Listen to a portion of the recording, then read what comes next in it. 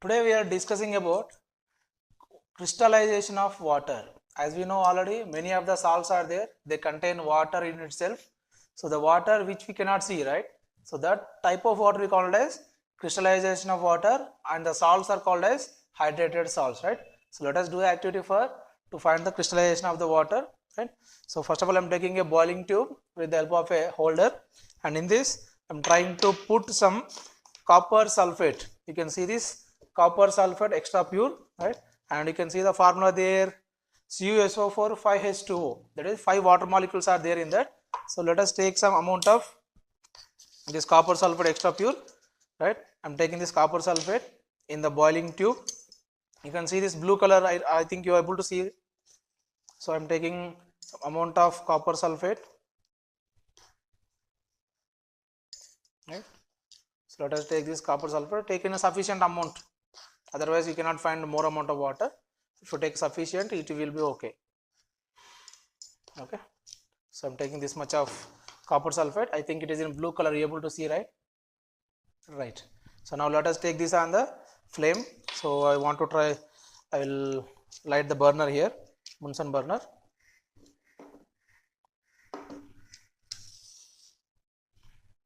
Okay, so this is what Bunsen burner is there, the flame is there, right?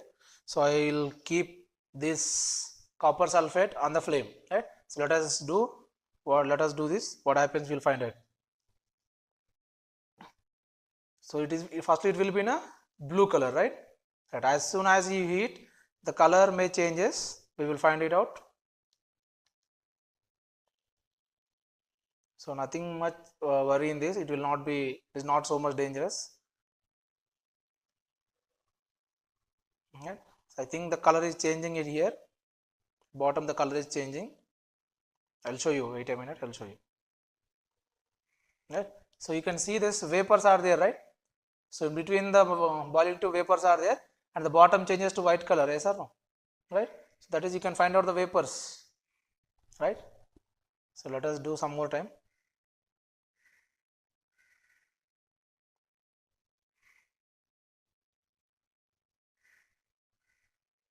Now you can observe the more water vapor in this, right?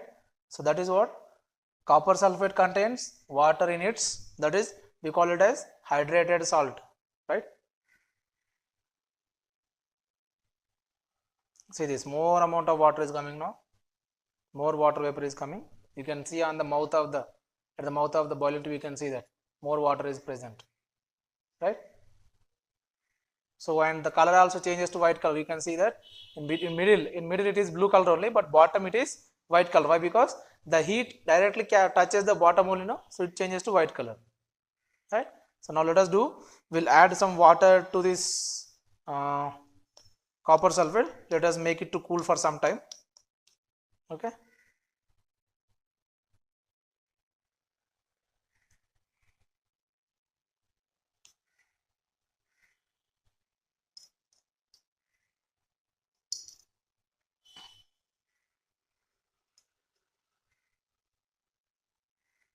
See this, I'm adding water here. As soon as I'm adding water, the color changes to blue. You can find out that the color changes to blue color at the bottom also, right? So that is what, when we add the water, it changes to, again the color regains, that is water is added, so color regains. When you remove the water releases and the color changes to white color.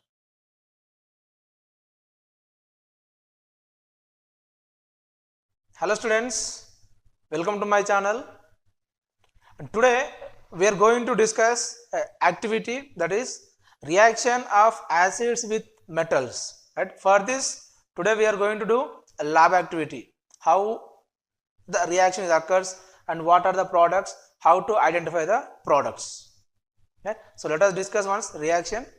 So as already we know, when acids react with metals, they release a salt and hydrogen gas, right?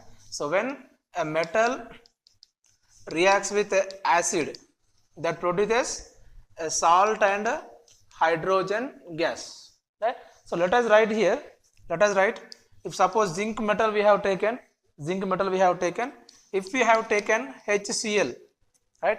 So we will get ZnCl2 plus H2 gas we will get. H2 gas we will get. So for balancing purpose, I'm writing 2 here. So we'll get 2 hydrogens from here, and this Cl2 will be there. That ZnCl2 will forms. Right? So let us do the activity. Hello children. Let us do the activity of metals and acids. What happens when metal react with acids? They release hydrogen gas. And how to identify the hydrogen gas, that we will discuss by the activity. So let us take the zinc granules, hydrochloric acid, and for doing the activity we need a conical flask and a boiling tube and a matchbox. Right? These things we required. I am taking the zinc granules in a conical flask. So zinc granules, these are the zinc granules, right? So that I am taking in a conical flask. Right? You see this, the sound are, the zinc granules are making the sound. Why? Because metals are sonorous, right? Right. So this hydrochloric acid I have already taken in a boiling tube, and I want to pour in this metal. Okay. So let us do the activity. Meanwhile, I'll ride with the matchstick. Okay. Alright. So even after pouring the acid, you find what is happening in the conical flask. You find it. Right.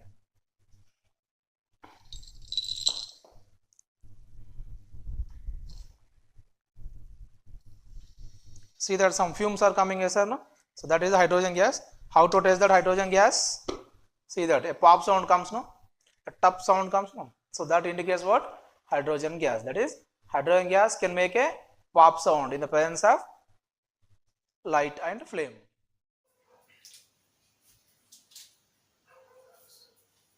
Good morning children. Today we are going to discuss about the lesson acid, bases and salts, right? In the previous class, we have discussed about pH values and effect of pH in our daily life, that we have discussed, right? Now, in this class, we will discuss some other topics related to acid, bases and salts. Yeah? Acids we discussed, bases we discussed, the nature of acidity and basicity, that it depends upon the pH values, that also we discussed. Now we will discuss about salts. What we will discuss about? We will discuss about salts.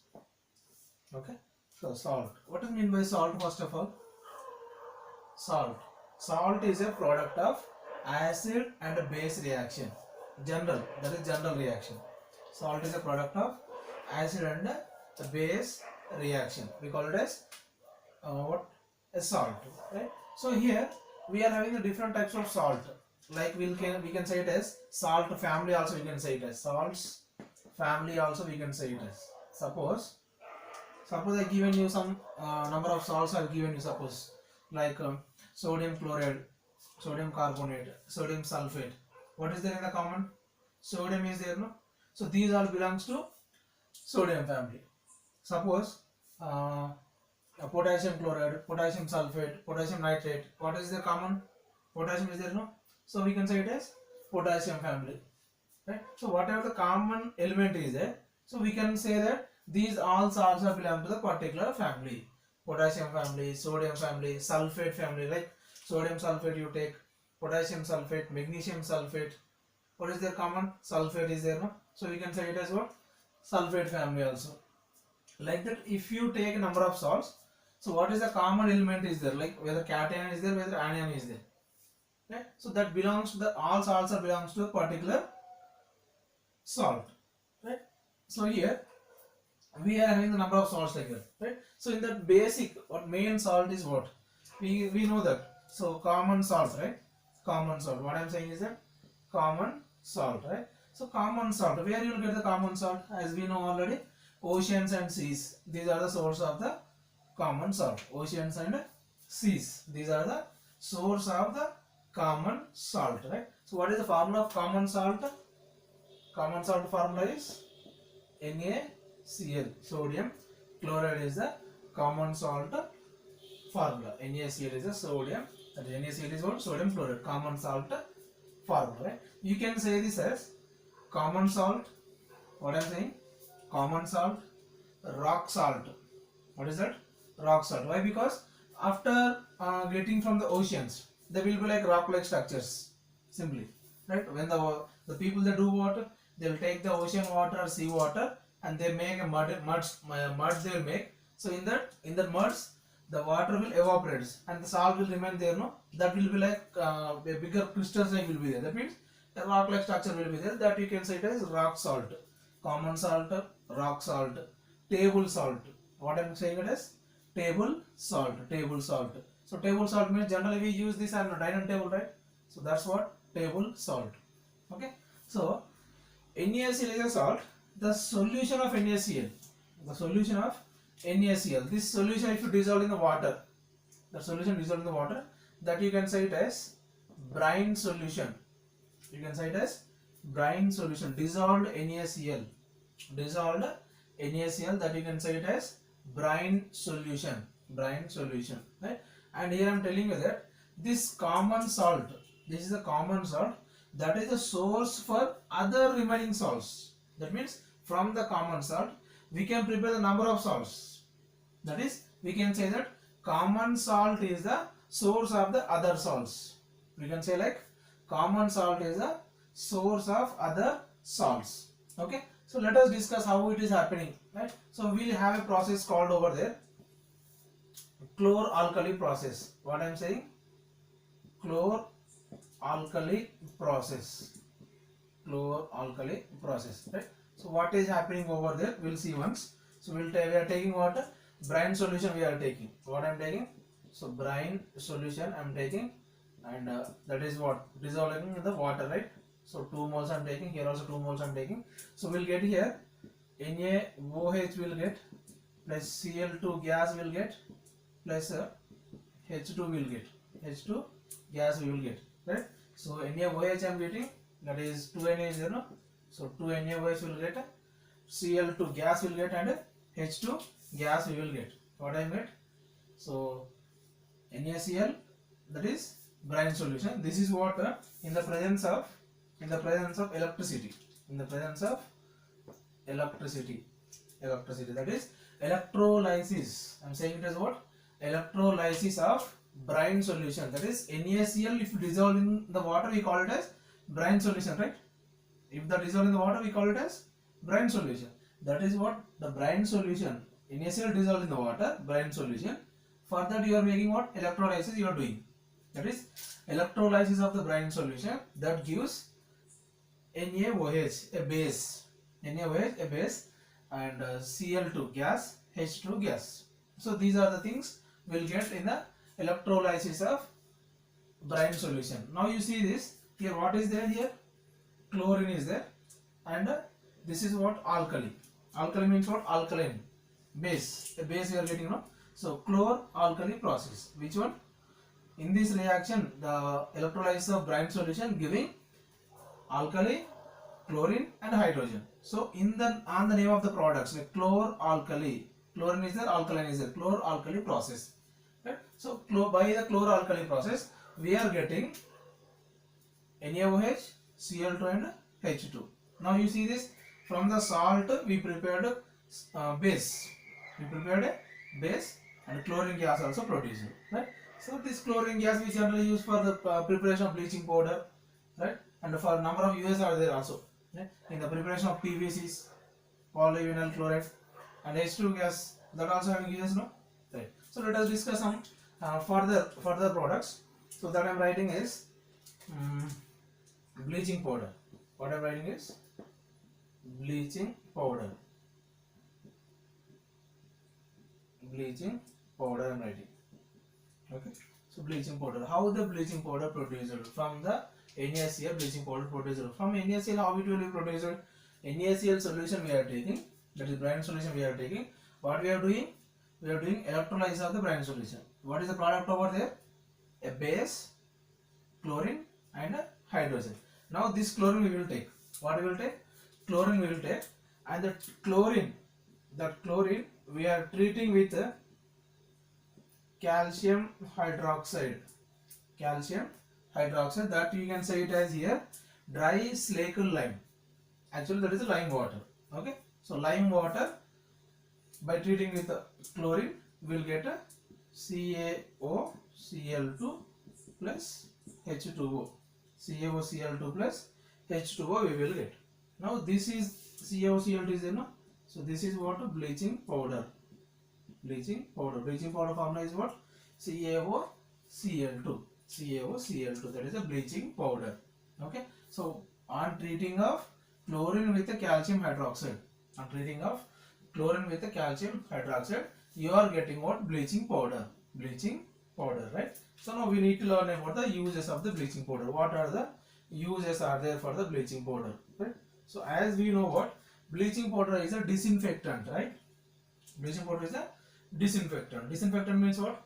Which can kill the microorganisms, so that we are using in the purification of the water, right? So bleaching powder we are using in the purification of the water, so that generally you will get daily alternative, you will get mineral water by GHMs, right? The water board will be there, no? The people will send, sometimes they mix bleaching powder. Why? Because some insects or microorganisms are there, to kill them they are adding the bleaching powder. That is, we are making chlorination, will say, no? The chlorination nothing but the adding what? Bleaching powder only. Why? Because bleaching powder is there, no? This bleaching powder in the chlorine also is there, no? So that is what chlorine we are adding, that is indirectly we are adding the bleaching powder. Alright, so that we call as what? Bleaching powder is a disinfectant. That is what? Disinfectant. Disinfectant, right? And writing here disinfectant. Okay. And one more thing is that we are using this bleaching powder in the paper industry. In the paper industry. Paper industry. You know paper preparation, right? Right. So in the paper preparation, you see paper comes from what? Paper comes from the plants and trees, right? So if you take in the plants and trees, they are not of pure white, but we are getting the white color paper, right? So to make the increasing of, that is increasing of the whiteness of the paper, so that is what, to increase the whiteness of the paper they are adding what? A bleaching powder. Why? Because in bleaching powder oxygen is there, no? Oxygen. So this oxygen can make the paper to become white, right? So that is what we are using the bleaching powder in the paper industry also. Okay, so that is what disinfectant like paper industries, and some types of plastics, you know, PVC pipes will be there, no? In that also we use this bleaching powder, right? And next one more we are having baking soda.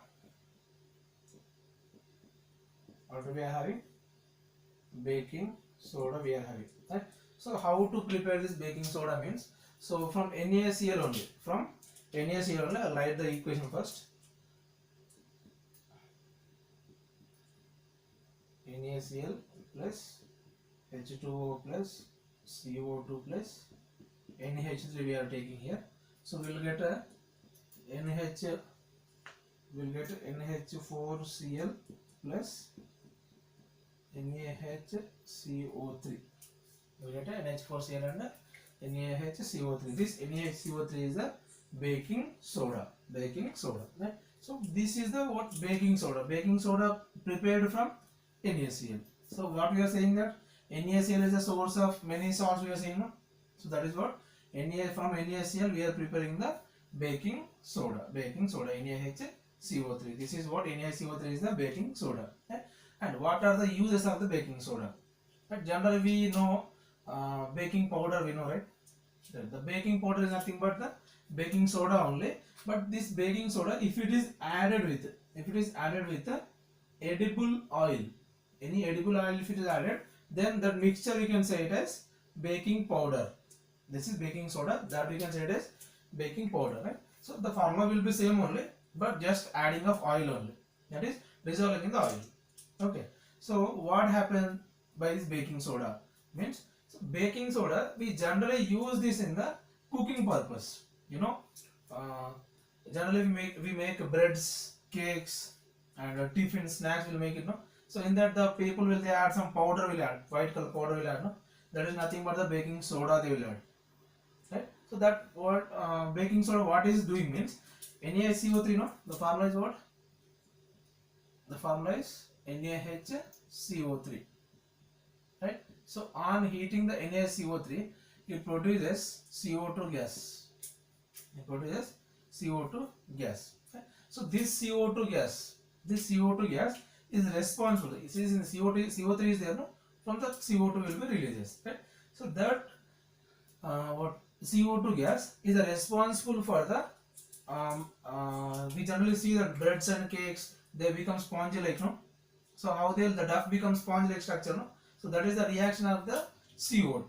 Right? By adding the baking powder, we are making the duff to become soft, so that the bread and cake, they become like sponge like. Yes. So that is what baking soda we are using in the purpose of cooking. Right? And next one we are uses what, first of all, cooking. Cooking. Okay.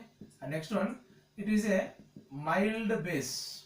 It is a mild base. Mild base means weak base somewhat. Right? So that we can use this baking soda. We can use this baking soda as a anti-acid, like antacid. We can use like a antacid, right? In the topic of antacid, we discussed that. In the place of milk of magnesia, in the place of ENO, we can use this baking soda, or any ant bite is there, any sting bite is there, to make the to reduce the pain or to reduce irritation, we can use this baking soda. There we discuss, no? So that is what it is, a mild base, and it is also a mild antiseptic also. It is a mild antiseptic. Right? If any wounds are there, any hurtings you get, suppose if you make a layer, if you make a coating of this, it is using like an antiseptic, just like we use turmeric, no? So in the place of turmeric, we can use this baking soda also. Right? So that is what NaCl from the bleaching powder preparation, and from NaCl baking soda preparation, right? And one more also we are having, that is washing soda. What we are having? Washing soda. Washing soda, right? So how the washing soda is prepared means, from the baking soda, washing soda will be prepared, right? So now you see this NaHCO3 is, on heating the NaCO3, we will get a Na2CO3 plus H2O plus CO2. Right? So if you take 2 moles Na2CO3 H2O, right? See this. So if you take 2 moles of Na2CO3, we will get on heating that, we will get Na2CO3, NaHCO3. From NaHCO3 we are getting the Na2CO3. This Na2CO3 is the washing soda. That is what? Washing soda. Washing soda, right? So here we need to write a particular formula for washing soda. Is that washing soda formula is what? Na2CO3, but we can say it as Na2CO3 10H2O. We should read like Na2CO3 10H2O. Don't read it as dot, full stop, comma, something. We should not read it as. We should read it as Na2CO3 10H2O only. Okay. So that is what washing soda. Washing soda is prepared by the baking soda. Baking soda is prepared from the NaCl. That is, NaCl is the source of the washing soda, right? Yes. So from that, in this way we are getting the washing soda. And what are the uses of this washing soda? Uses. In the name itself having washing soda.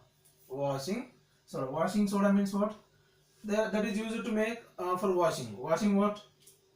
Washing clothes. Washing clothes. Generally, if you give the clothes to dhobis, right? Nowadays we are using, everyone using, we are using detergents, serves, right? That we are using. But if you give the clothes to the the dhobis, yeah? So they don't use any detergent, any soap like that. They use only this washing soda, right? So nowadays no one is giving. But in the some olden days, if you go back 10 years, 15 days, 10-15 years back, the people generally they give to what? Dhobis only, right? So they do what generally? They generally take all the cloths, right? And by taking the cloths, they go to the any river or any lake or pond. They go to the any water source. So there they will do what? They all are soaking the cloths in the washing soda only. Why? Because the cloths become somewhat cleaner. How they become cleaner means, in the lake or pond, the water is what? Hard water. In the lake or pond, what is there? Hard water is there. Hard water is there. That hard water, when we are adding the washing soda, the hardness of the water will be removed. That becomes soft water. That becomes soft water. So in the soft water we can wash the clothes easily. You know, in the hot water we cannot wash the clothes. Right? You know, generally we people also face this issue, right? So suppose if you are using the bore water, if you are using the bore water, like in our houses bore will be there, no? So bore water generally it is hard water. You take a soap and you take some bore water. Uh, you take some soap, right? How much foam you will get, and observe that with the rainwater. When the rain comes, you store the rainwater. Then again you take the soap. You find that how much soap, how much foam will be there for rainwater or and for hard water, bore water. You find the more foam for the rainwater because rainwater is a pure water, soft water, whereas this bore water is a hard water. In the hard water there will be no foam. That we say what when we wash the face or our body, we will feel it as what so much dirty is there, so we are not getting the foam, we feel it as. But the thing is what we are using the hard water. If you use the soft water, if the foam will be more, you will feel happy, right? So that is the thing what in the hard water foam will be less. The foam generation will be less, whereas in the soft water more foam will be produces. Okay, so that is the thing. The people are using the washing soda when they are washing at any water source, like hard water source will be there, no? So if they are washing it there, they use the uh, washing soda, right? So that is what. And here we need to remember one thing, that in the formula what is there, Na2CO3 is there and 10H2O is there, right? This 10H2O, what does it mean? What does it mean by the 10H2O? That doesn't mean that we cannot see the water, right? If you see that washing soda, it will be like dry only. It is not like wet. But in the formula there is water molecules are there. But when you touch it, you cannot get that wetness, right? So that doesn't mean that any water molecules are present or not. Yes, water molecules are present only, but we unable to see them. So that type of water we call it as, generally we say it as hydrated salt. We can say it as what? Hydrated salt. Hydrated salt. Okay, and the water, the salt we call as hydrated. Hydrate means water. Water contained salt, hydrated salt. And this type of water we call as crystallization of water. The water we call as crystallization of water. Okay, salt is called as hydrated salt. Water is called as crystallization of water. That means you are unable to see the water, but the water will be there. Then how to identify the water, that we will discuss in the next class. Okay, so these are the things what salt family, and common salt is a source of different salts, right? So from NaCl that we prepare brine solution, on the brine solution electrolysis we get a NaOH, Cl2 and H2, and from that Cl2 we are using in the preparation of bleaching powder. So indirectly we are using what? NaCl only for the preparation of bleaching powder, right? Now in exams or in the writing notes, whenever you write the notes, you need to write like what? If they ask bleaching powder preparation, you should write bleaching powder equation along with this equation. That means first you need to write this first equation, then this first equation you need to write, then you go to this one. That means two reactions you should write. These two reactions you should write, right? And second thing, baking soda we are preparing, no? Right, baking soda prepared. Then we prepared what? Washing soda, no? When we are preparing the washing soda, you should not write like directly NaCO3. You need to write this first. Why? Because from NaCl we prepared baking soda. From baking soda we prepared washing soda. Right? So for the preparation of washing soda, we need to write the two equations. Baking soda equation and washing soda equation. And for bleaching powder also we need to write the two equations. Right? And one more thing, that if they ask in exams 1 mark or 2 mark, if they ask write the uses of bleaching powder, if they ask, what you will write? You will just simply write the uses of bleaching powder, no? We will not get any marks. We need to write preparation and uses. If they ask only uses also, we need to write preparation, uses. If they ask only preparation, then also we need to write preparation and uses also. Is it clear? Only preparation asked, you need to write preparation, uses. Only uses asked, you need to write preparation, uses for all the things. For all. For bleaching powder, for baking soda, for washing soda. If anyone asks, you need to write two. Preparation, uses. Okay? So that is the thing you need to remember. right? Okay, we'll continue in the next class.